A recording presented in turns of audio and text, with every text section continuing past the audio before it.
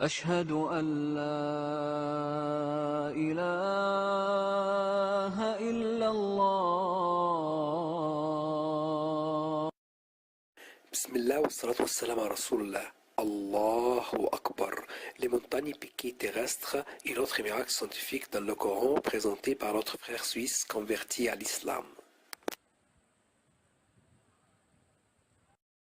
Au nom de Dieu, le tout clément, le tout miséricordieux. Les montagnes piquées terrestres.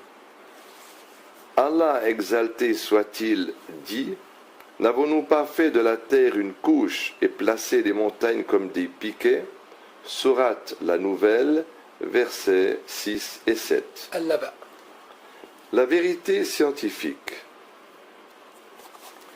L'on ignorait tout jadis des montagnes, excepté le fait qu'elles sont des masses rocheuses élevées au-dessus de la surface de la terre.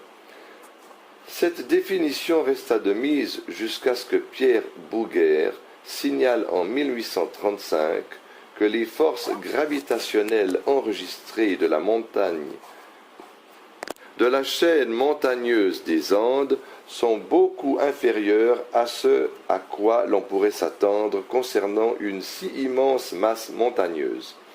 Raison pour laquelle Pierre Bouguer affirma la forte probabilité de l'existence d'une plus grande masse de la montagne enfouie sous terre, ce qui expliquerait le déséquilibre de la gravitation.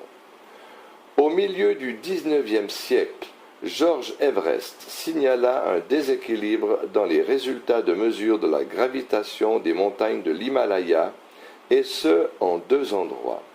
Ne pouvant pas expliquer ce phénomène, Everest lui donna comme nom l'énigme de l'Inde. En 1865, George Airy déclara que toutes les chaînes de montagnes sur Terre sont des masses flottantes sur une mer de matière fondue sous l'écorce terrestre.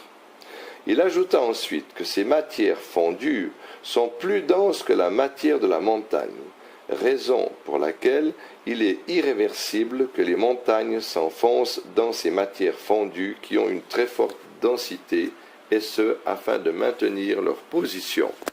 Ainsi, la géologie découvrit-elle petit à petit que l'écorce terrestre est constituée en fait de plaques lithosphériques, et que ces grandes montagnes flottent sur une mer de roches molles d'une forte densité.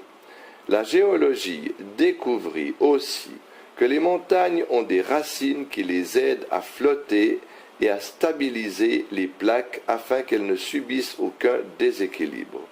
Le géologue Van Anglin dit à la page 27 de son ouvrage Géomorphologie, publié en 1948, l'on comprend maintenant qu'il est nécessaire que chaque montagne sur Terre doit avoir une racine sous terre. Quant à la fonction de la montagne dans le raffermissement de l'écorce terrestre, elle fut corroborée par le principe de l'équilibre hydrostatique de la Terre, comme cela fut affirmé par le géologue américain Doughton en 1889, qui dit que l'enfoncement des massifs montagneux dans la Terre va crescendo avec la hauteur des montagnes. La réalité des plaques lithosphériques, qui fut établie en 1969, montre que les montagnes maintiennent l'équilibre de chacune des plaques lithosphériques. Aspect miraculeux. Alors que l'homme pataugé, encore dans une ignorance de la réalité des montagnes qui resta de mise jusqu'au milieu du XIXe siècle, le Saint-Coran affirma, dans les versets ci-dessus, que les montagnes sont des piquets du point de vue de leur forme et de leur fonction. Et de nos jours, la véracité